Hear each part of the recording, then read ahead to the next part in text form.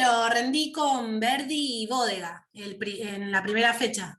Me fue bien. Ah, no, claro, claro, no, por eso no te vi. Ah, Bueno, vamos a arrancar hoy entonces con procesos de ejecución, ¿sí? A mí me va a tocar dar todo juicio ejecutivo, ¿sí? Entonces, sepan que de acá hasta que terminemos voy a dar juicio ejecutivo. Voy a correr un cachito la ventana, la cortina para que no dé tanto el sol, a ver.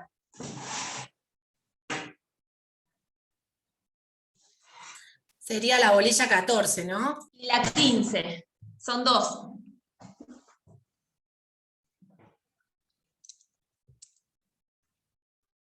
¿Sí? Bueno, lo primero que vamos a decir es que el proceso de ejecución que nosotros vamos a ver acá, si bien ustedes van a ver que una de las diferencias sustanciales que tiene con los procesos de conocimiento es lo acotado de la parte cognitiva, es decir, de la parte en la cual se entra al estudio o al análisis de los hechos o al análisis de las causas determinantes y demás. Nuestro juicio ejecutivo, nuestro proceso ejecutivo tiene una pequeña parte cognitiva o una cognitiva acotada, ¿sí? Y esta etapa vamos a encontrar que está directamente vinculada relacionada exclusivamente con el título que se va a traer para ejecutar. Es decir, nosotros hasta ahora estuvimos analizando un proceso de conocimiento, fueron lo que vimos hasta ahora en la clase. Estos procesos de conocimiento vimos que algunos con mayor amplitud, otros con menor amplitud con relación a la prueba o con relación a las defensas, pero en definitiva todos prevén, ¿sí?, una etapa de conocimiento donde las partes tienen libertad en el ofrecimiento de prueba, donde los plazos son extendidos, donde rige por ahí, como en el proceso de conocimiento en el ordinario, la apelabilidad de las resoluciones judiciales, ¿sí? Y ahora vamos a entrar en el análisis de un proceso que no tiene estas características, ¿sí? Que por el contrario vamos a ver que no rige la apelabilidad en el juicio ejecutivo, vamos a ver que la etapa de conocimiento es limitada, que justamente las defensas que puede oponer el demandado no hablamos de una contestación de la demanda, sino que nos vamos a estar refiriendo a excepciones, ¿sí? Que estas excepciones tienen relación directa con el título ejecutivo que se está ejecutando, que se trae a ejecución, que no le va a interesar al juez en este asunto el análisis de las causas por las cuales las partes celebraron ese contrato o entregaron ese título y demás, ¿sí? Vamos a ver también que la etapa de prueba es acotada, que el juez tiene la potestad de rechazar aquella prueba que considere completamente innecesaria o superflua. Vamos a ver que hay excepciones que tienen una prueba determinada, es decir, aparecen acá reglas con relación a la prueba estrictas que tienen que ver con que no es admisible cualquier medio de prueba para determinada excepción, como por ejemplo la excepción, de hoy un ejemplo cualquiera, pero vamos a ver que varias de las excepciones tienen una prueba especial o determinada en la misma excepción, en el mismo artículo, pero por ejemplo la de pago únicamente es viable a través de documentos. O sea que para probar el pago se requiere prueba documental. Si intentamos oponer esa excepción con otros medios de prueba, la excepción va a ser la consecuencia va a ser el rechazo de la excepción, o sea, sin apertura a prueba, ¿sí?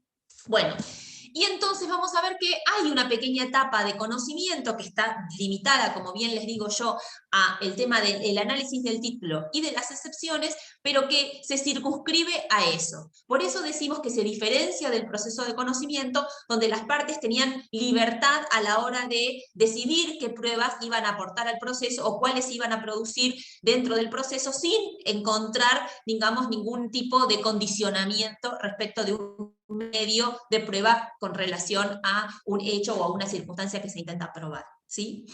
Por eso vamos a ver que los procesos de ejecución son procesos acotados, y en realidad lo que ha querido la ley a través del juicio ejecutivo, digamos, propiamente dicho, es justamente dotar a determinados títulos de la posibilidad de la obtención de un proceso acelerado, un proceso en el cual, digamos, con pasos reducidos con relación a lo que es un proceso de conocimiento, el acreedor pueda obtener la satisfacción de su crédito, y con esto facilitar de alguna manera el comercio o las transacciones comerciales. ¿Sí?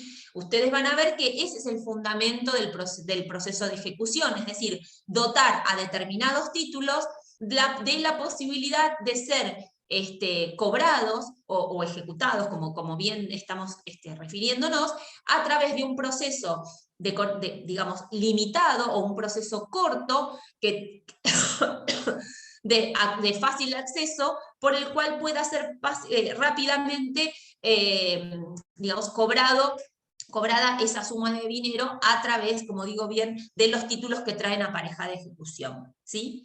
Sin embargo, dentro de los procesos de ejecución, nosotros vamos a encontrar varios tipos de procesos de ejecución, no solamente el juicio ejecutivo al que vamos a ver en la bolilla 15, ¿sí? Y entonces nosotros vamos a encontrar que dentro de los procesos de ejecución, nosotros tenemos aquellos que están destinados a ejecutar sentencias, ¿sí? O sea, que vamos a ver que hay procesos de ejecución destinados a ejecutar sentencias. Y ese mismo procedimiento, el previsto para ejecutar sentencias, se aplica también para ejecutar laudos o convenios que hubiesen sido homologados o sentencias homologatorias. ¿Se acuerdan cuando hablamos de clasificación de las sentencias, que vimos sentencias homologatorias? Bueno, el mismo procedimiento de ejecución de sentencias se aplica para la ejecución de sentencias homologatorias y para la ejecución de costas y honorarios. ¿Sí? A esos llamamos procesos de ejecución de sentencias, ¿sí? Y como digo, puede ser una sentencia de un juicio ordinario, sumario o sumarísimo, o de alguna sentencia homologatoria o costas u honorarios regulados judicialmente. Después, este tipo de ejecución, ¿sí?, tiene como punto de partida una resolución judicial. Si ustedes ven, el fundamento o lo que le da base a este tipo de ejecución es una resolución judicial. Como digo, puede tratarse de una sentencia ya pasada en autoridad de cosa juzgada en un proceso de conocimiento común, puede tratarse de la ejecución de un laudo arbitral, puede tratarse de la ejecución de costas que hubiesen sido impuestas en un proceso, o de honorarios también regulados, pero lo que tienen en común es que todas estas son resoluciones que emanan de un órgano judicial judicial o arbitral que ha pasado en autoridad de cosa juzgada. Digamos, entonces, este tipo de procesos parten de un título, ¿no?, que de alguna manera tiene la certeza, ¿no es cierto?, de haber sido ya dictada por un órgano con facultades suficientes para su dictado, en este caso la sentencia definitiva, y que obviamente le da una cuota de, digamos, de veracidad respecto del título, ¿no? Nos costaría mucho por ahí cuestionar el contenido de una sentencia que pasó en autoridad de cosa juzgada, ¿sí? No es lo mismo encontrarnos frente a una sentencia que frente a un cheque, ¿está bien? Si bien vamos a ver que en ambos estamos hablando de un proceso ejecutivo, claramente en un lado ya intervino un órgano del Estado, en este caso el Poder Judicial, mediante el dictado de esa resolución, ¿sí? Por eso vamos a ver también que hay diferencias entre uno y otro, ¿está? Entonces, en los primeros encontramos, dijimos, digamos, juicios o procesos ejecutivos que derivan de una resolución judicial. Después vamos a encontrar los procesos ejecutivos que derivan de títulos creados por las partes, ¿sí? En ese caso nos vamos a referir a los títulos ejecutivos, al juicio ejecutivo propiamente dicho, al que nosotros vamos a tratar a partir del punto 3 de la bolilla 14, que se refiere al juicio ejecutivo, ¿sí? Y decimos que en este caso se parte de títulos que han sido creados por las partes. Las partes crean estos títulos ejecutivos, y vamos a ver que dentro de la creación de las partes vamos a encontrar títulos que han sido creados por ambas partes, o sea, confeccionados en forma bilateral, como podría ser un contrato, un reconocimiento de deuda, un mutuo, y otros títulos que directamente emanan o han sido creados por el acreedor, como sería, por ejemplo, el saldo de deuda de cuenta corriente bancaria, el certificado emanado de un régimen de propiedad horizontal por el cobro de las expensas, ¿sí? En ese caso no hay participación de ambas partes, por eso digo, no es un título creado a partir de la voluntad digamos, de una expresión bilateral, como podría ser un contrato, pero sí está creado en forma administrativa por el acreedor. Entonces, son todos igualmente títulos creados por voluntad de las partes, sea por ambas o por una de ellas. ¿Está? A eso vamos a ver que se les aplica las reglas del juicio ejecutivo, al que llamamos propiamente dicho, o que yo mal llamo propiamente dicho, porque es el que aparece a partir del artículo 518. ¿Sí? Y después vamos a encontrar una tercera clase de títulos ejecutivos que parten de un título creado por órganos administrativos. ¿Sí? Y en ese caso vamos a encontrar, digamos, en esta especie vamos a encontrar aquellos títulos que son creados por el Poder Ejecutivo, ya sea municipal, provincial o nacional, y que están destinados al cobro de impuestos, tasas, contribuciones, ¿sí? O algún tipo de tasa o impuesto, como podría ser, por ejemplo, ingresos brutos por parte de ARBA, la patente por parte de ARBA, algún impuesto municipal de la municipalidad, ¿sí?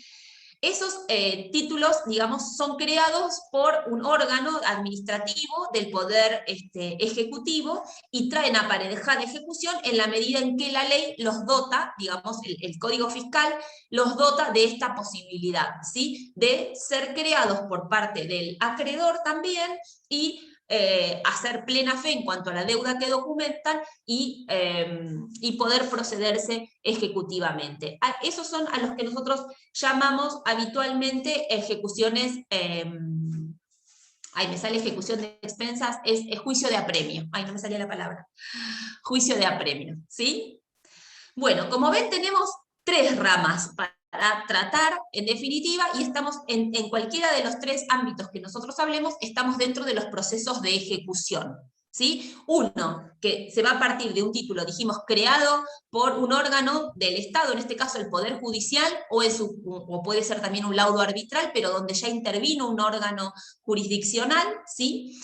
El otro es un título que aparece creado por las partes, sea por ambas o por alguna de ellas, como en el caso del certificado de saldo deudor de expensas comunes, creado por el acreedor, y finalmente aquellos títulos administrativos que surgen con motivo de la creación por parte de alguna norma o de alguna ley o del Código Fiscal que permite a alguna de estas entidades administrativas proceder mediante el juicio de apremio, que tiene sus características propias, pero que no deja de ser un proceso de ejecución. ¿Sí? ¿Estamos hasta acá? Bueno, lo primero que vamos a analizar es, hoy vamos a trabajar sobre la primera de las clasificaciones que hablamos, ¿sí? Y seguramente el jueves que viene yo ya arranque con la parte de ejecución propiamente dicha, con los juicios ejecutivos surgidos a partir de títulos creados por las partes. ¿Estamos? O sea que hoy vamos a referirnos a la primera clasificación, es decir, aquellos, como dijimos, que surgen a partir de digamos, que son la consecuencia de una sentencia o de un laudo arbitral que en ambos casos tienen como condición el tener que haber pasado en autoridad de cosa juzgada. ¿Sí? Entonces, en este caso ustedes fíjense que podría pasarnos que la sentencia, como dictada en un expediente determinado, pueda ser cumplida voluntariamente por las partes. Es decir, aquel que resultó condenado en una sentencia puede, ¿no? como voluntad propia, ajustarse al cumplimiento de esa sentencia dentro del plazo que el juez le establece para el cumplimiento. ¿Está? Ahora, el asunto y el proceso surge cuando en realidad la parte no lo hace voluntariamente. Es decir, el que perdió en el juicio ejecutivo no se somete voluntariamente al cumplimiento de esa sentencia. Porque si la cumple, no entramos en la etapa de ejecución. ¿Se entiende? Entramos en la etapa de ejecución cuando no la cumple. ¿Está? Para eso lo primero que vamos a tener que ver es si estamos frente a una sentencia ejecutable. ¿Sí? Y la sentencia, para ser ejecutable, ¿qué tendría que tener como requisito? El primer requisito que tiene que tener es que contra ella no sea posible la interposición de recursos, ¿sí? Es decir, que la sentencia no tenga la posibilidad de ser recurrida mediante alguno de los recursos previstos, sean ordinarios o extraordinarios, ¿sí? Entonces, lo primero que vamos a tener que ver es esto, si pasó en autoridad de cosa juzgada. Y la segunda cuestión que vamos a tener que analizar es si la sentencia trae un plazo de cumplimiento o no tiene plazo de cumplimiento. ¿Está? Si la sentencia pasó en autoridad de cosa juzgada y tiene plazo para el cumplimiento, vamos a tener que esperar el plazo que la sentencia estipula, ¿sí? Una vez que quedó firme, contar el plazo que la sentencia estipula para recién ahí decir o manifestar que la sentencia no fue cumplida y que entonces vamos a proceder a su ejecución. ¿Está? Si la sentencia no trae plazo para su cumplimiento, esto ya ustedes lo vieron. ¿Cuándo debe cumplirse esa sentencia? Lo vieron cuando vimos sentencia definitiva. Al día siguiente, instantáneo. Claro, es de cumplimiento inmediato.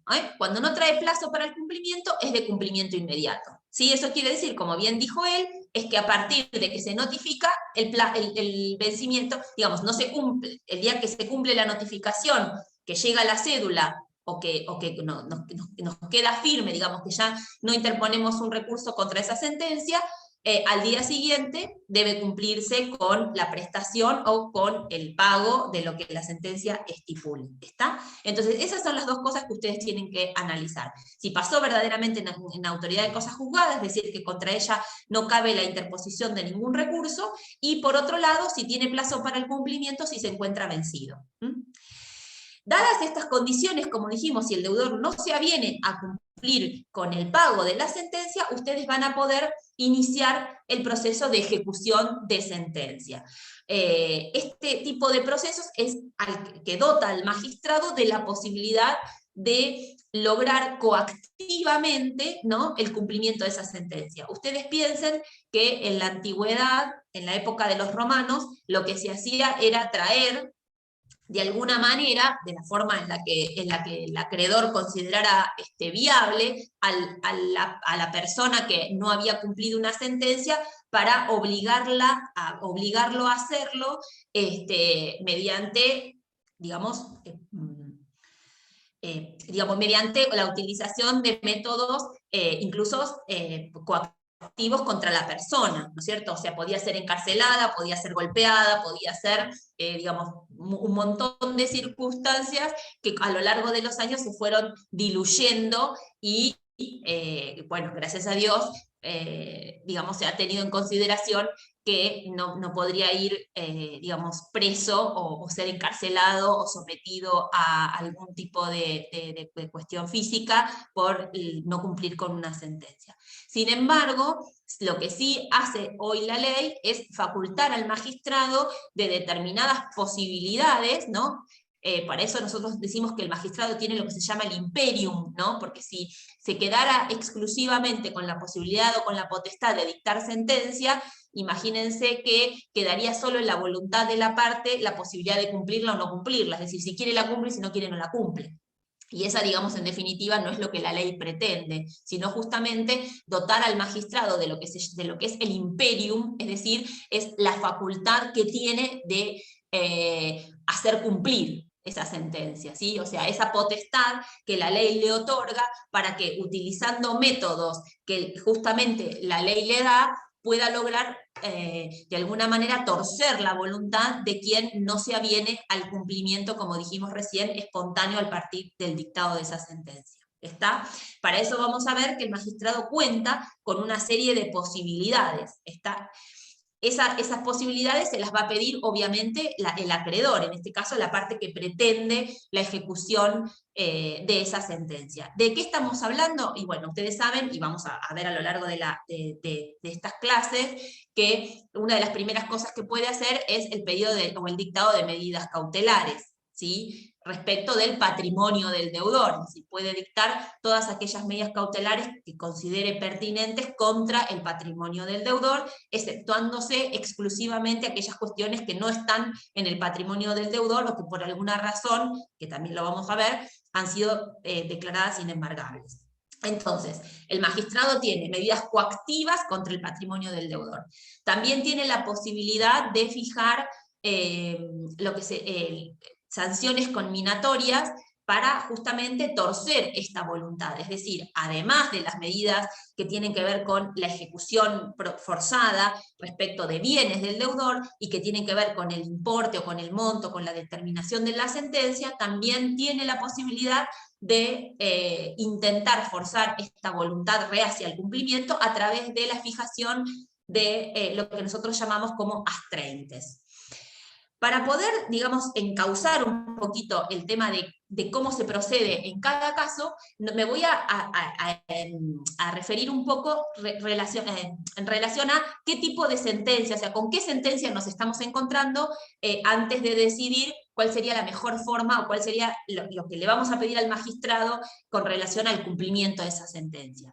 Y en eso tengan en cuenta lo que habíamos hablado alguna vez en el bimestre pasado relacionado con los tipos de sentencias que nosotros encontramos. ¿Se acuerdan que hablamos de que las sentencias que, en general, las sentencias determinativas o que son aquellas, ¿se acuerdan?, que establecían o completaban alguna relación jurídica, o aquellas sentencias que son declarativas, se cumplen, ¿sí?, con a veces con el dictado, ¿no?, como podría ser aquella que le otorga un plazo al cumplimiento de la obligación que no la tiene, o aquellas sentencias declarativas que dijimos, son aquellas que a partir de su dictado van a hacer cesar una incertidumbre respecto de una relación jurídica o respecto de un estado, ¿sí? Esas sentencias declarativas se cumplen con la inscripción de esa declaración en los registros respectivos. Imagínense aquella sentencia que determina, por ejemplo, la nulidad de matrimonio. ¿Cómo se cumple esa sentencia? Inscribiendo la nulidad de matrimonio en el registro de las personas, a partir de la cual la persona va a recobrar, digamos, el estado que tenía, ¿no?, con anterioridad al matrimonio, ¿sí? Entonces, esas sentencias, tanto las determinativas como las declarativas, muchas veces no requieren otros elementos para el cumplimiento, no requieren otro tipo de decisiones o de medidas para lograr el cumplimiento, porque basta o con su dictado o con las inscripciones que la misma parte puede llevar adelante o llevar a cabo. El asunto nos lo encontramos, digamos, con aquellas sentencias de condena. Y ahí es donde aparece esta cuestión de intentar romper con la voluntad reacia de la parte que no se somete, digamos, al cumplimiento a partir del dictado de la sentencia. Y dentro de las sentencias de condena, ustedes vieron que tenemos aquellas que digamos, tienen como consecuencia una obligación de hacer, ¿sí? Puede ser también aquellas que tienen una obligación de dar. Dentro de las de dar podrían ser cantidades de cosas o de dinero, ¿sí? Y también tenemos aquellas sentencias de no hacer, o sea, que imponen obligaciones de no hacer.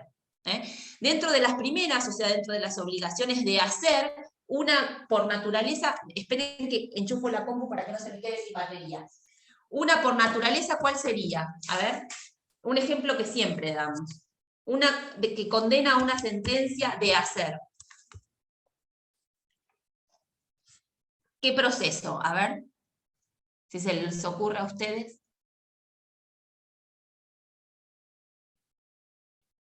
¿No? Una sentencia que establezca una obligación de hacer. Bueno, vayan pensando una de no hacer y yo digo la de hacer. Una escrituración, por ejemplo. cuando yo voy con mi boleto de compraventa y le digo al juez, necesito que esta persona que es en definitiva mi vendedor, no vino a escriturar el día que pactamos en este boleto de compraventa, vengo a demandar la escrituración del inmueble.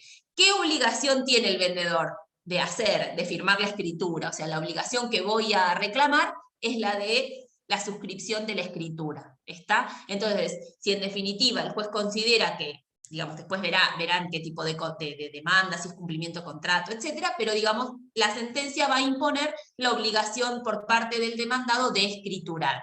Y como en realidad para eso se va a necesitar la intervención de un escribano, lo más probable es que el juez establezca en la sentencia que una vez designado el escribano, el demandado tiene que presentarse dentro de los 10 días o la fecha que el escribano estipule a los efectos de la firma de esa escritura.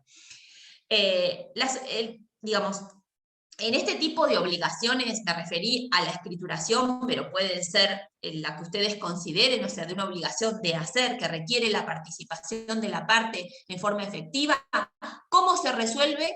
Estamos hablando nosotros es de incumplimiento. Digamos, si el demandado se aviene y va, no estamos hablando de ejecución de sentencia, ¿no es cierto? Si estamos hablando de ejecución de sentencia es porque, evidentemente, llegado el momento, igual no concurre a la firma del instrumento, a la firma de la escritura.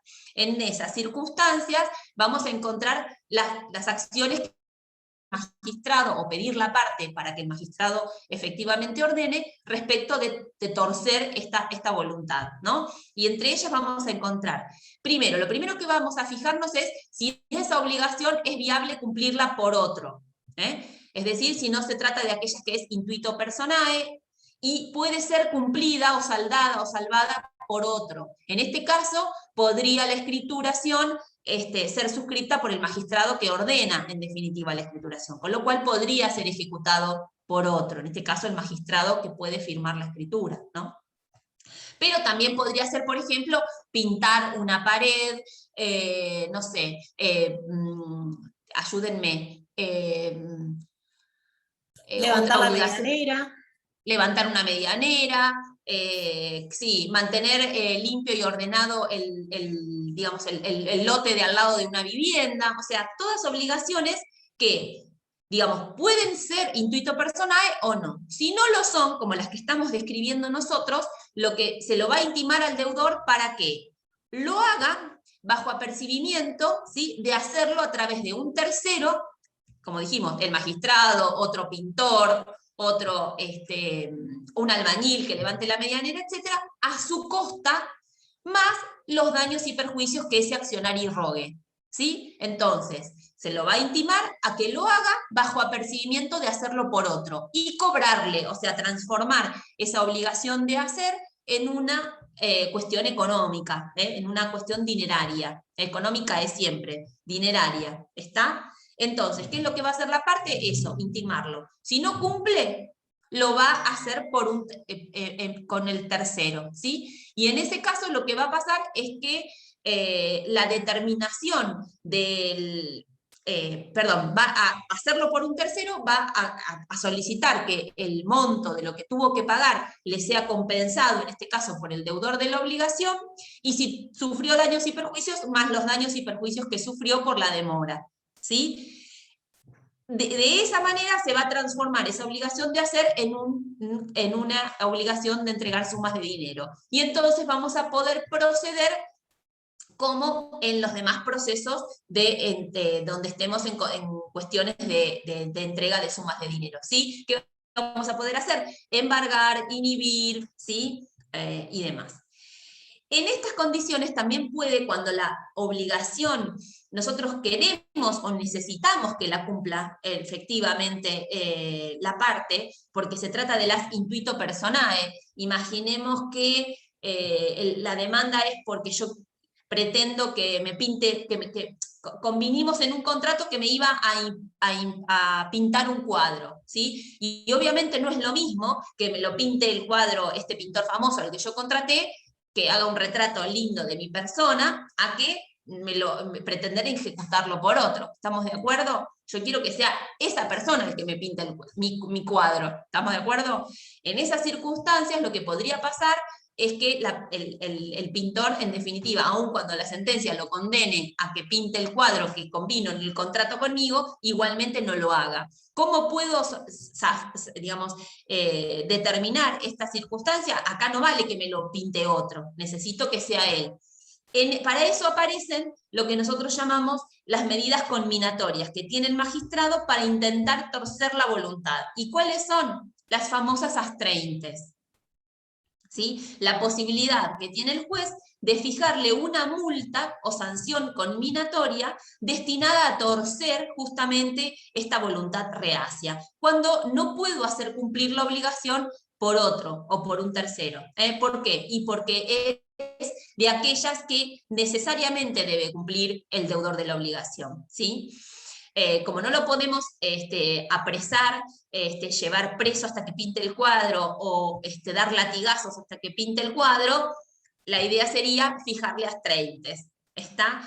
Estas astreintes, como dijimos, son sanciones conminatorias que tienen varias particularidades, ¿no? La primera de ellas es que no tiene que tener relación con el monto del juicio o con el juicio en sí, sino que más bien se relacionan con el patrimonio del obligado al cumplimiento de la prestación. ¿Por qué? Porque lo que la ley quiere es justamente torcer la voluntad. Entonces, si le fija un astreintes que tiene relación por ahí con el monto del juicio, no necesariamente lo obliga de alguna manera. No sé si me entienden. Entonces, las astreintes no necesariamente, no es una condición que tengan relación con el monto o con la obligación que estoy reclamando. Más bien tienen relación con la persona a la que le estoy aplicando el astreintes, de manera tal de torcer justamente esa voluntad. ¿Sí? Si es un pintor reconocido, famoso, no sé, hoy en día no se me ocurre, soy malísima en la cuestión del arte, pero me imagino fijarle unas 30, por ejemplo, a Pablo Picasso de 1.000 pesos por día. ¿Ustedes dicen que con eso yo estaría con unas 30 que me ayude a que me pinte mi retrato? Claramente no, ¿sí? Entonces, la relación no tiene que ser con el juicio en sí, sino con más bien mirando el patrimonio de quien tiene que solventar esas 30 para que justamente le cause lo que estamos tratando, esta intención de dejar de cumplir con la prestación. Entonces, la primera no tiene que tener relación con el patrimonio. La segunda, que pueden ser dictadas en forma provisoria por el magistrado y pueden ser dejadas sin efecto, ampliadas, achicadas, etc. ¿Por qué? Porque vuelvo a decir, están en relación directa con la voluntad. Entonces el magistrado podría imponer una hoy y después ampliarla, o bien morigerarla si considera que la multa ha sido excesiva, o por ahí porque el destinatario de la medida invoca o da alguna razón de la demora o de por qué actuó de determinada manera y es convincente para el magistrado. Es decir, como no es una indemnización de daños, sino que no se trata de eso, sino de torcer la voluntad, en la medida en que dé una explicación, podría el magistrado decidir o no aplicarlas o limitarlas en el tiempo o en cuanto a su cuantía. La tercera, me metí sola, dije, y es así, es que no son una indemnización de daños. Es decir, las astreintes no vienen a suplir o a suplantar el daño que pueda sufrir por el incumplimiento, sino que corren por carriles completamente distintos. Por eso, vuelvo a decir, no se relacionan con la obligación principal. Teniendo en cuenta estas condiciones, es que en este tipo de sentencias, o cuando queremos lograr el cumplimiento de este tipo de sentencias, es que podemos pedirle al juez que fije este tipo de sanciones o de medidas para justamente lograr el cumplimiento, lo que llamamos el cumplimiento in natura de la obligación, o sea, el cumplimiento natural de la sentencia. Una pregunta. Sí, dale. Para las obligaciones de hacer y las de no hacer serían las astreintes. Tal cual. Ahora íbamos a esa. En la misma circunstancia nos encontramos con las obligaciones de no hacer, ¿sí? La obligación de no hacer, al contrario de lo que dijimos recién, y utilizando tu ejemplo, voy a decir, en vez de construir una pared, demoler una pared que tiene una altura que no era la correcta o la adecuada. Supongamos que yo hago una medianera de 4 metros y la municipalidad me permite 2. y en ese caso yo demandé a mi vecino y pretendo que destruya lo construido, ¿sí? O que no siga haciendo elevando la pared. Bueno, ¿qué es lo que puedo pedir en esta circunstancia? Es justamente eso, que no ejecute la obra y que si la ejecuta, poder solicitar la destrucción de lo construido. La destrucción de lo construido puede ser que lo haga específicamente el demandado, ¿sí? O intimarlo a que si no lo hace, lo voy a ejecutar por un tercero, al igual que hacía con la obligación de hacer, o sea, destruirlo por un tercero, ¿sí? A su costa. Entonces, en el ejemplo de la pared, mandar demoler la pared y que sea él quien pague el costo de la demolición. ¿Estamos? Eso en la medida en que yo puedo hacer cumplir esta obligación por otro, como decíamos recién. Puedo transformarla y que sea otro el que la cumple. En esos casos, como bien dijo Ayelen recién, podemos también solicitarle al magistrado que imponga astreintes para el caso de incumplimiento. Entonces, voy a tener la obligación de no hacer, es decir, no podés continuar elevando la pared, y si lo haces, además, no solamente el incumplimiento de la sentencia, que lo vamos a destruir a tu costa, sino que además vas a tener astreintes, que es para el caso del incumplimiento. Ustedes seguramente en los medios de comunicación han escuchado un montón de veces cuando el Poder Judicial fija astreintes, justamente incluso está contra el Estado Nacional por el no cumplimiento de determinada sentencia o de determinada orden judicial. Un caso emblemático ha sido la limpieza del riachuelo, ¿no? Para nuestro país, para la Ciudad Autónoma de Buenos Aires ha sido un caso sumamente emblemático, que durante los años 90 y 2000, la Corte ha dictado varias sentencias relacionadas con la limpieza y demás del riachuelo, y en la medida en que el Estado no cumplía con la orden judicial, lo que hacía la Corte era fijarle astreintes por cada día de incumplimiento, y eso hizo que fuera un choclo millonario el importe que en definitiva debía el Estado Nacional a los vecinos de la zona. Bueno, ahora nos vamos, entonces, eso en cuanto a las obligaciones de hacer y de no hacer, ¿sí? ¿Qué pasa con las obligaciones de dar? Porque nos quedamos dentro de las de condena, dijimos estaban las de hacer, las de no hacer y las de dar. Y las de dar podían ser de cantidades de cosas, o una cosa determinada, o dinero en efectivo. Las que son de cantidades de cosas, en realidad acá nos encontramos con también la posibilidad de intentar la ejecución forzada a través de la posibilidad de que esas cosas sean transformadas en un monto económico en la medida en que no se puede obtener el cumplimiento in natura.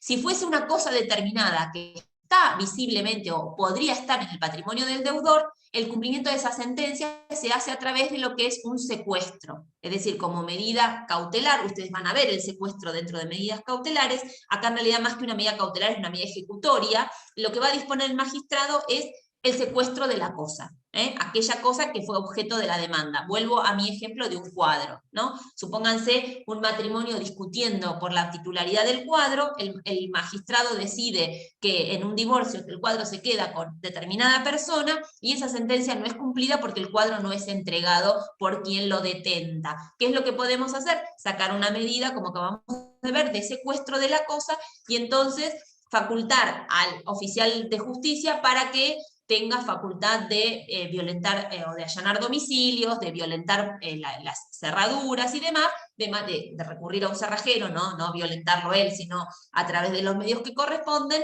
y lograr, en definitiva, la sustracción de la cosa. Me imagino cualquier cosa mueble que esté visiblemente en poder del deudor. Imagínense desde un cuadro, un auto, cualquier cosa mueble que esté en cabeza del deudor. Eso en el caso de que sea una cosa mueble, dijimos. Si fuese la entrega de una cosa inmueble, eso se hace a través de lo que se llama un mandamiento de posesión.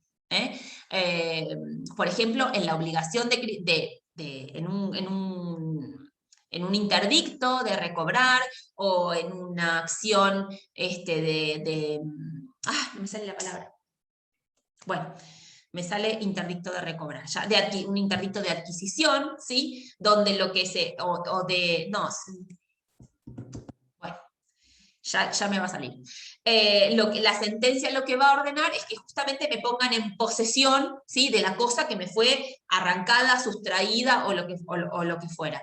En esa circunstancia eso se hace a través de lo que es un mandamiento de posesión. Es decir, se concurre con el oficial de justicia, con la orden judicial, donde la orden judicial dispone que entre en posesión del inmueble. Se hace en el lugar en el que se encuentre la cosa o el bien. ¿Sí? ¿Es el Para el interdicto caso de que, de recobrar, no? interdicto de recobrar, sí. Ah, sí, Profe, lo que yo... Es el de recobrar, porque el de retener, en realidad uno está en posesión de la cosa y lo que quiere es vencer el ataque de terceros. Es el de recobrar, cuando fuimos desposeídos de la cosa. Sí. En ese caso, que no se podía hacer el secuestro, que era la medida ¿cómo se llamaba la medida? No, se hace a través de un mandamiento de posesión. Listo. En definitiva es lo mismo, es un mandamiento que no es de secuestro, porque no es que me puedo llevar la cosa a mi casa, como en el caso de una mueble, que podría ser un auto, por ejemplo, un cuadro, o lo que te parezca, o las camisetas de Maradona, me imagino yo. No va a través de un mandamiento de secuestro, sino a través de un mandamiento de posesión, donde se pone en posesión del bien, uno va con el oficial de justicia al lugar, y el oficial de justicia formalmente, como si fuese el juez, porque en definitiva es un auxiliar del magistrado, entrega la posesión de la cosa al que la sentencia dice. Sí, Roque. Entonces, ¿cuándo procede, digamos, transformar la cosa en un monto económico? Porque... Cuando volvemos a lo mismo, si la cosa está visiblemente en poder del deudor, o sea que podemos recurrir a este tipo de cosas, vamos por estas vías. Si no es visible en poder del deudor, o se trata de cosas por ahí que fueron perecederas durante el juicio, o que se perdieron, o que no se podían conservar por lo costoso, o que no se podían conservar porque eran perecederas y demás, eso se transforma en definitiva en una obligación de entrega de sumas de dinero. Entonces, lo que va a haber ahí es la valoración o valuación de esas cantidades de cosas, ¿sí? Y en definitiva vas a recurrir a una ejecución como si fuese de una obligación de dar suma de dinero, porque no es posible recurrir a la ejecución. No es una novación, Nayelén, porque la realidad es que se transforma como derivación de no poder cumplir, ¿sí? Me imagino, por ejemplo, que vos reclames la entrega de, no sé, por decir algo, no sé, de latas de tomate. Suponete que sea una obligación de un alimento que no está más visiblemente en poder del deudor, o que no es posible cumplirlo porque durante el transcurso del proceso digamos, hubieran sufrido determinados daños que no es posible cumplirlo. Bueno, entonces en esas condiciones es que podemos transformar esa obligación en una obligación de dar suma de dinero. Ahí lo que va a pasar es que se va a abrir una pequeña etapa de conocimiento que tiene que ver con el valor de las cosas comprometidas, ¿sí? Y la determinación en definitiva del monto por parte del magistrado. Este tipo de procesos que ocurren cuando se está transformando una obligación vale para lo mismo, la de hacer con la de no hacer, en una obligación dineraria, ¿no? Lo mismo nos pasa con la obligación de hacer cuando la persona no se viene a cumplir, la tenemos que ejecutar por otro, ¿no? Dijimos, ¿en qué se va a transformar? Si yo tengo que contratar a otro albañil para que me haga la pared, se va a transformar en una obligación dineraria, en la cual voy a intentar que el deudor cumpla con el pago de la pared, pero en definitiva no deja de ser una obligación dineraria. ¿Se entiende? Bueno, la determinación del valor, de este valor, sea del de las cosas muebles, sea de la obligación de hacer o de no hacer, esta pequeña etapa cognitiva puede tramitar por vía de incidente. El código habla de que tanto esta etapa como los daños y perjuicios para la determinación del monto pueden tramitar por vía de incidente o por vía sumaria, dependiendo de la gravedad o de la obligación de la que estemos hablando, ¿sí? Si es viable hacerlo por incidente, porque es de fácil determinación, se hace por incidente. ¿Está? Bueno, y después entramos, y esto quiero aclarar, entramos a las obligaciones de, digamos, de ejecución, ¿no? Cuando lo que se está ejecutando son sumas de dinero. En ese caso, cuando el dinero se encuentre también visiblemente en poder del deudor, a lo que vamos a recurrir en la etapa de ejecución es a trabar un embargo. Ese embargo se va a realizar a través de, puede ser a través de un mandamiento con el oficial de justicia, donde si él efectivamente está en algún lugar en especial ese dinero y se pueda contabilizar. Me imagino, por ejemplo, hacer un mandamiento de ejecución en un banco, en una caja de seguridad, ¿no? Donde solicito la apertura de la caja de seguridad y se embarga en definitiva las sumas que están en la caja de seguridad.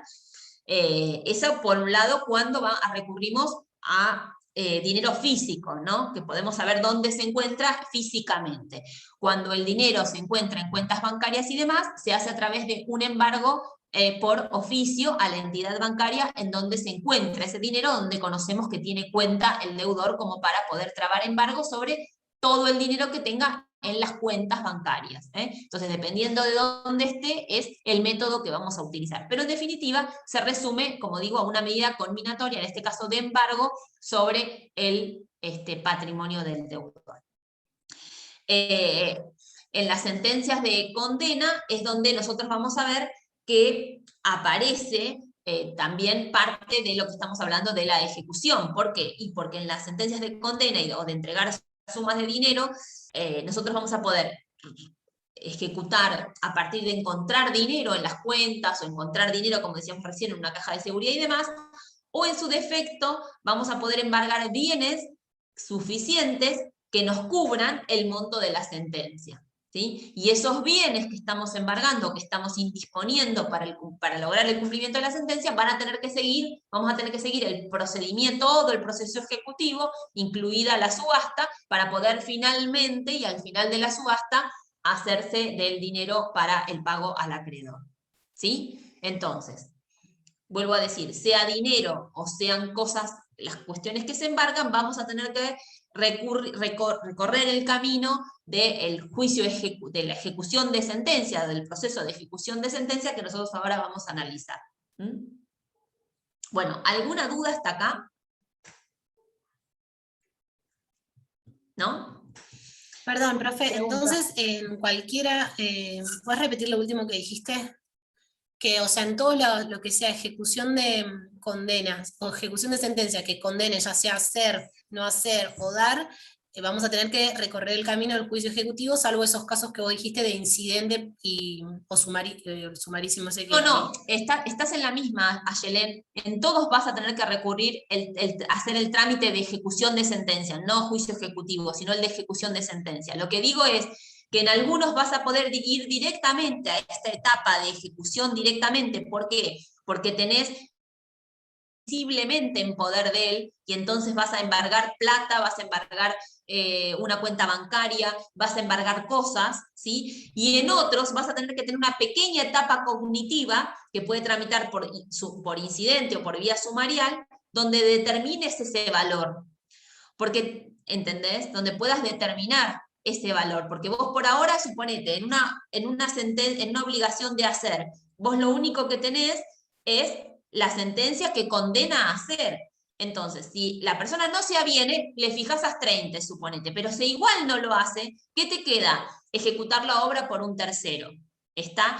Esa ejecución de obra por un tercero es, ejecuto la obra por un tercero y paso los costos de eso al expediente. Esa determinación del valor de esa obra, en definitiva, es lo que va a tramitar por incidente o sumario. Y entonces vas a transformar esa obligación de hacer en una obligación de entregar suma de dinero. Y ahí una vez que tenés la suma de dinero, recurrís al procedimiento de ejecución de sentencia, que es trabar embargo en cuentas, etc.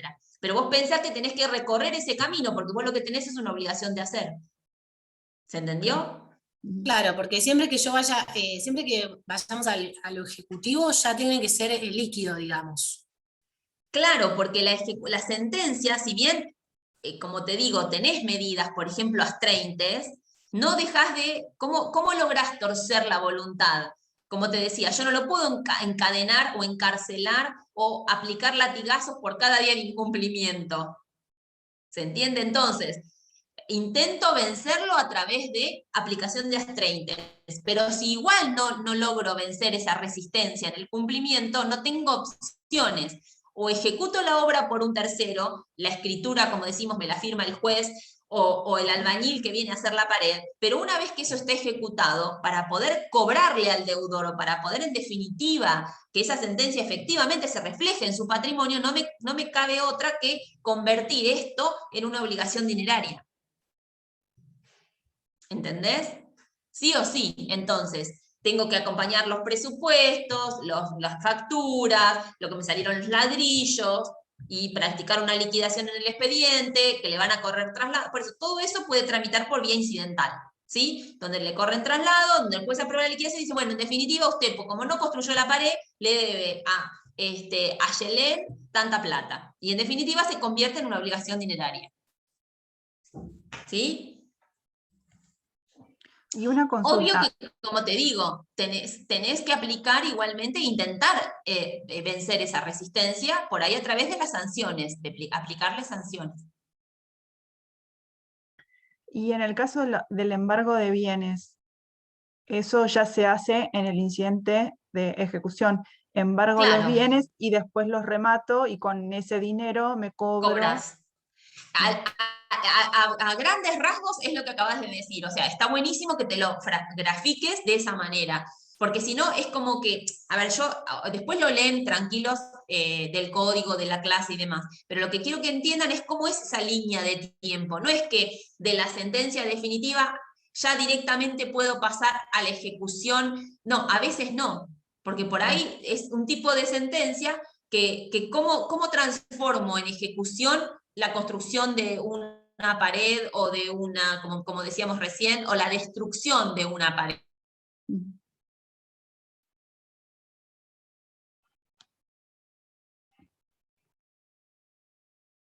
Y así todo no lo logro, hacerlo por otro y transformar eso en una obligación dineraria. Y además voy a poder después ejecutar el monto de lo que estoy reclamando, o sea, voy a poder ejecutar lo que estoy reclamando con motivo de la no ejecución de la obra o de la ejecución por demás de la obra, etc. Y las astraintes. Van a correr por dos carriles distintos. Le voy a poder reclamar ambas cosas por vía de la ejecución de sentencia. ¿Estamos? ¿Alguien me va a preguntar algo más? Bueno, entonces, justamente para poder proceder ejecutivamente con relación a la sentencia, lo que vamos a tener que analizar es todo esto que acabamos de decir, en qué tipo de sentencia nos encontramos y si esa sentencia pasó en autoridad de cosa juzgada. Lo que la ley prevé como primera consideración es esto, es una medida conminatoria contra el patrimonio del deudor, que puede ser a través de, como dijimos recién, el embargo. ¿De qué? De cosas muebles, de cosas inmuebles o de sumas de dinero. ¿Cómo se hace en cada caso? Lo que dijimos, en el caso de sumas de dinero, a través de un mandamiento, si fuéramos a embargar cosas en forma física, ¿no? Dinero que se encuentre en cajas de seguridad y demás, o a través de un oficio a la entidad bancaria donde nosotros pensamos o conocemos que el deudor pueda tener cuenta. Si lo desconocemos, donde pueda tener cuenta, hoy con internet eso es mucho más sencillo, ¿no? Porque hoy con el número de quit y demás, entrando a la página del Banco Central, uno puede saber dónde una persona tiene cuenta.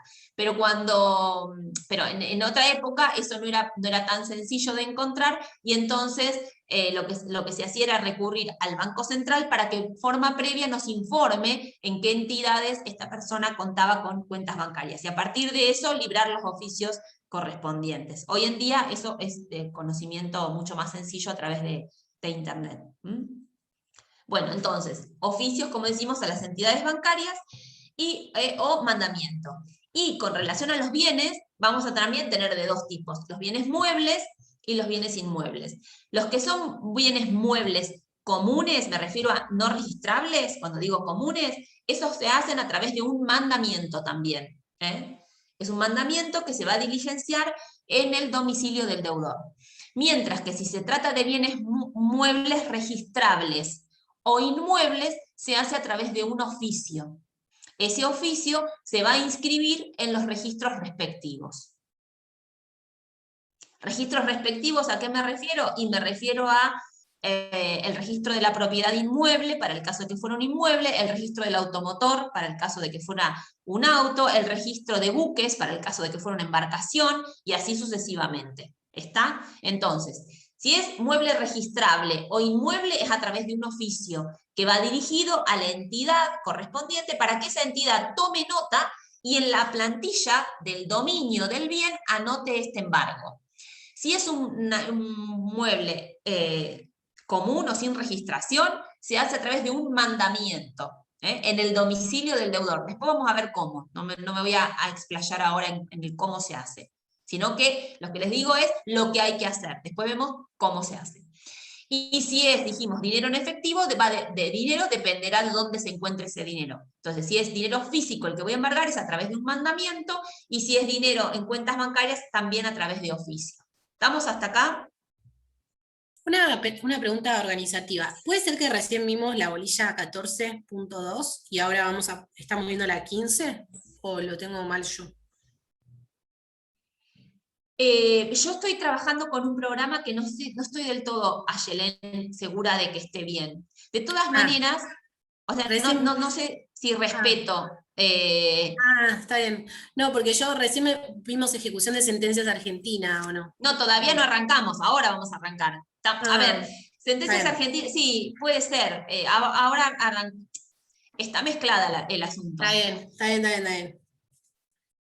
Yo no sé si el programa que yo tengo respeta respeta todos los puntos. Lo que no sé es si lo tengo en el mismo orden. Lo tengo bien en el orden, porque yo sé que cambiaron. De hecho, me pasa a veces cuando tomo examen y pienso siempre, ¿por qué no tacho este programa? Pero hoy también agarré este y es el que tengo acá arriba. La realidad es que respeto todos los puntos, pero por ahí no en el mismo orden que tienen ustedes. ¿Ok? Bueno, perfecto. Cuando lo que nosotros, tengan en cuenta lo siguiente, que cuando nosotros vamos a, la primera cuestión, lo más sencillo cuando nos encontramos en un trámite de ejecución, como el que, tengan en cuenta algo antes del trámite de ejecución. Podría pasarnos también que la sentencia, ¿se acuerdan que dijimos? No contenga una obligación líquida. ¿Se acuerdan que para poder embargar y para poder proceder en esta forma ejecutiva, nosotros tenemos que tener una suma de dinero respecto de la cual vamos a proceder ejecutivamente. Aun cuando se tratase de una sentencia de condena, de dar sumas de dinero, podría pasar que no sea líquida.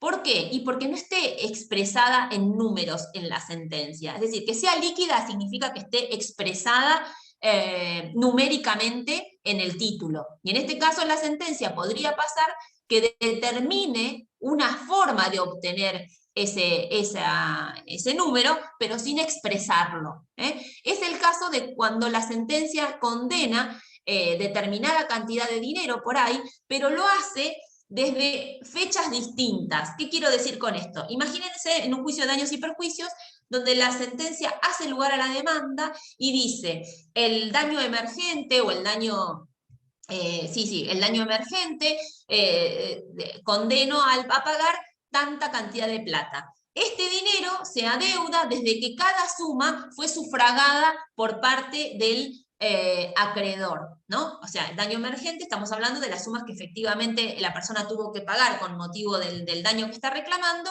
y entonces que el juez nos diga, le condeno a esta suma y la debe desde que cada suma fue debida, ¿no?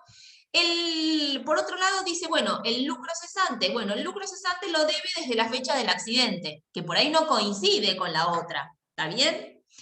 Y después dice, y el daño X lo va a resultar condenado desde que el daño efectivamente se produjo, que quizás no coincidió exactamente ni con la fecha del accidente ni con la fecha en la que tuvo que sufragar. Entonces nos encontramos con una sentencia que tiene un importe, porque dice X cantidad de plata, pero no nos establece el total, sino que lo que nos da es una pauta para qué. A ver si se dan cuenta. Una pauta para qué nos da la sentencia. ¿Para practicar qué cosa? La liquidación. La liquidación, muy bien.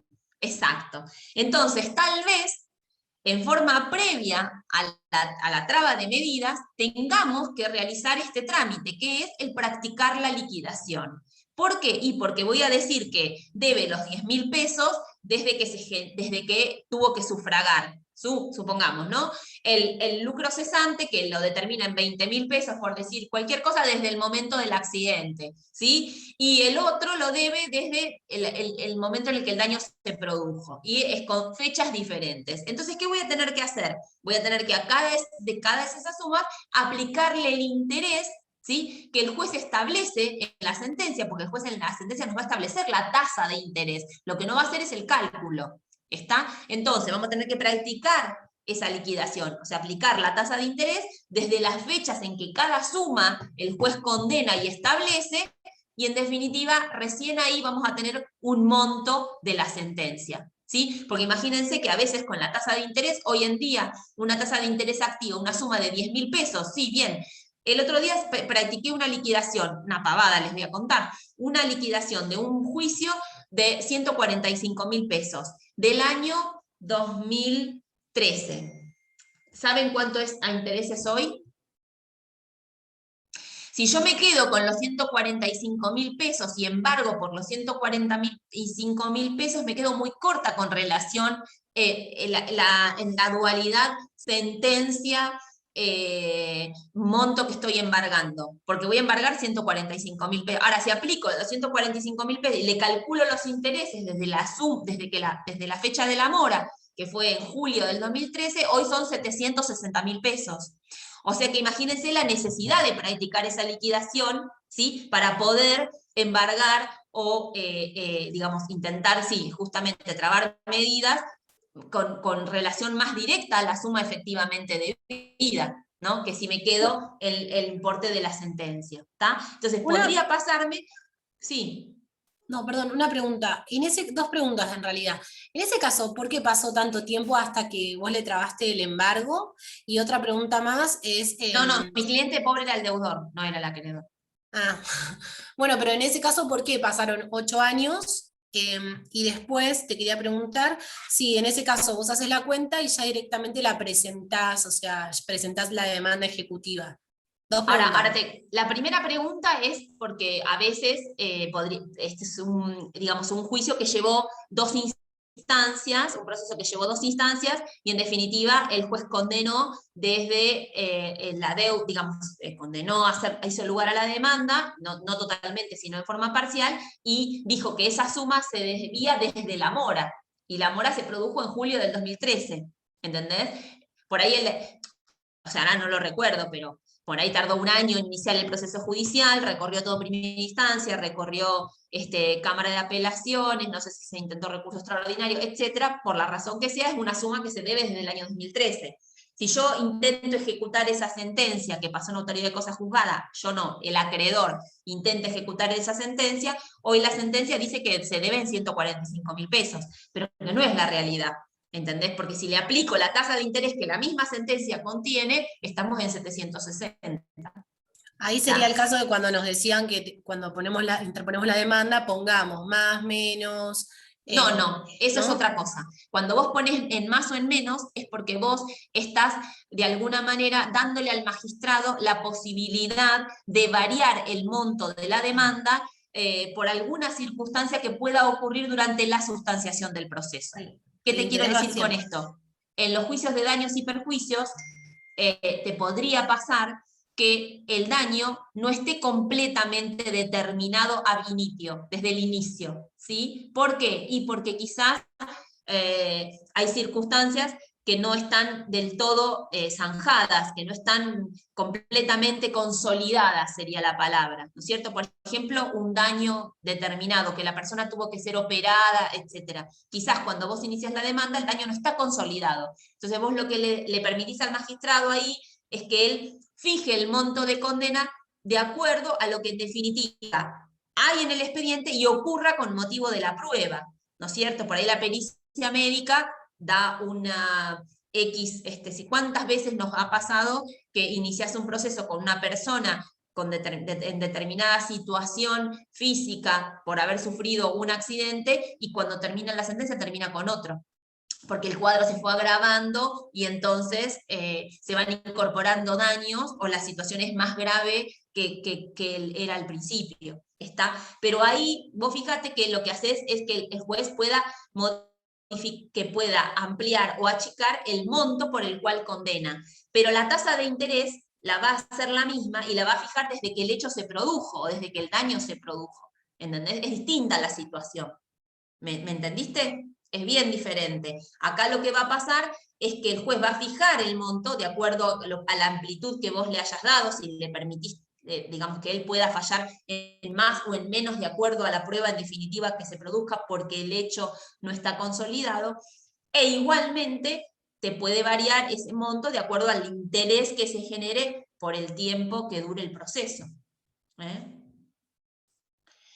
Bueno, entonces, puede pasar que sea absolutamente necesario que en forma previa nosotros practiquemos liquidación. ¿Quién practica la liquidación? De acuerdo al código, ustedes van a ver que el actor le corresponde, ¿sí?, practicar la liquidación. Si la sentencia pasada en autoridad de cosa juzgada, dice el artículo, el acreedor podrá dentro de los 10 días practicar la liquidación. Si no lo hace dentro de los 10 días, podrá el deudor practicarla él, ¿sí? ¿Y por qué se le permite al deudor practicarla él? O sea, se le permite primero al acreedor para que la practique dentro de los 10 días, y si no lo hace, lo podrá hacer el deudor. Justamente porque cada día que pasa debe intereses. Entonces, en la medida en que el acreedor no lo hace, una vez pasada en autoridad de cosa juzgada, puede practicarla el deudor transcurridos los 10 días sin que el acreedor lo haga.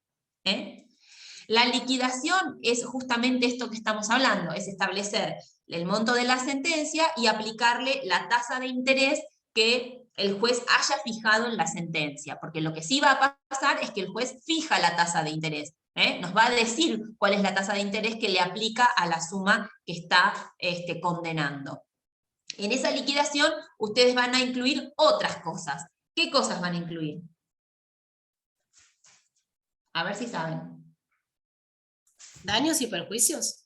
Las No. costas y los honorarios. Eso, muy bien. Perfecto.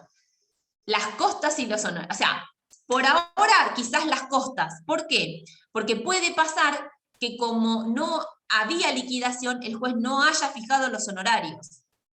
¿Por qué? Porque vuelvo a lo mismo. El juez lo que va a hacer es condenar en la sentencia, ¿sí?, una suma de dinero que quizás no sea exclusivamente esa, sino que esa deba integrarse con intereses o con alguna otra cosa. Entonces, ustedes van a ver sentencias donde el juez, sobre todo en este tipo de sentencias, donde el juez difiere la regulación de honorarios para una vez aprobada la liquidación.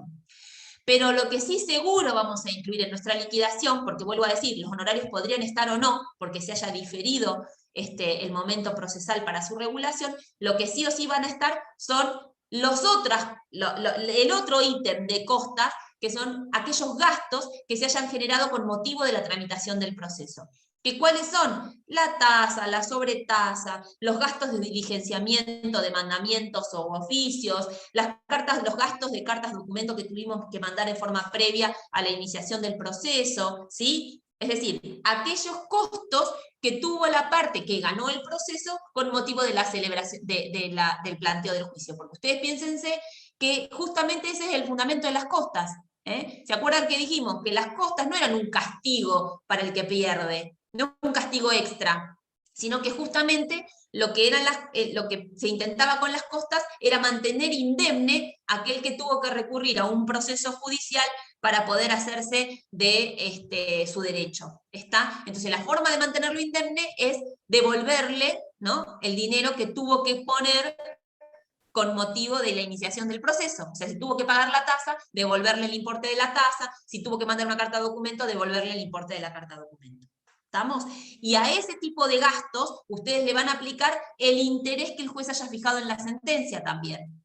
porque no vale, imagínense que con la inflación que hay en Argentina, devolverle a un cristiano la carta documento que pagó en julio del 2013 eran 10 pesos. Ay, ayer, y con esto los dejo porque ya los estoy mareando. La clase que viene seguimos, pero ayer, nada, viendo un video miren lo que estaba mirando, para reírme un rato, mirando un video viejo de Showmatch, donde, ¿se acuerdan que, bueno, ustedes son todos jóvenes, no se van a acordar ninguno, pero les cuento la anécdota porque es graciosa. Hacían cámaras ocultas, y una de las cámaras ocultas era justamente comprarle el auto a alguien que lo estaba vendiendo, o sea, autos que no eran demasiado costosos, pero por ahí un Fiat, en ese momento un 147 y demás, y se lo hacían pelota el auto, el tipo se indignaba, era una cámara oculta, pero en definitiva se lo terminaban pagando. Y me dio risa, porque era un 147 hermoso, rojo, divino, al tipo se lo hacían torta, y en el programa Marcelo se lo pagaba, o sea, se reían, la realidad es que eran graciosos, los pueden buscar en YouTube, y se los pagaban. ¿Saben cuánto valía el 147 que le hicieron bolsa al tipo? Era lindo el 147, debo decir que era lindo. Digan, para que vean lo poco que vale nuestra plata. 2.000 pesos. O sea, le pagaron al tipo el 147, 2.000 pesos. Me daban ganas de llorar. Había puesto eso para reírme y casi que terminé llorando. La anécdota, la cosa me salió al revés. En vez de reírme, lloré. No lo podía creer. 1.800 pesos pedía el tipo y le terminaron dando 2.000, como 200 pesos más como contraprestación por haberse sometido a eso y bueno, nada. Así que de recompensa por haberlo hecho eso le pagaban 200 pesos más. 200 pesos, no nos compramos ni un yogur hoy. ¿Qué va a hacer? Bueno, nada, los veo el jueves que viene. Anécdota de por medio. Cuídense. Chao, profe, gracias. Muchas A gracias, ustedes. profesora. Chau, chau. Chao, gracias.